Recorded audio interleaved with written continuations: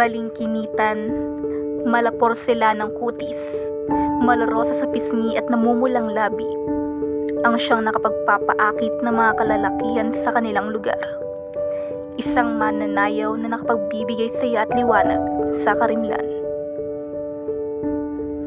Ako si Pepay, isang malapit na kaibigan ni Don Custodio de Salazar y Sanchez de Monterredondo.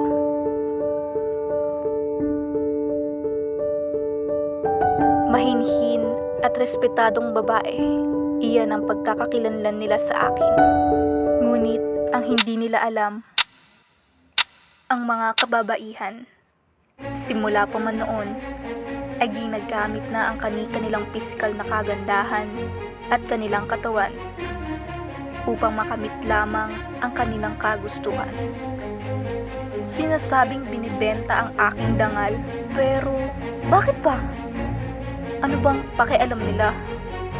Hindi ba't pareho lamang na nakakarimarim at nakasusuklam ang pagbebenta ng katawan at pagyurak sa katauhan ng taong walang pribilehiyo? Pasensya ka na ha. Kailangan kong makasabay sa agos ng buhay.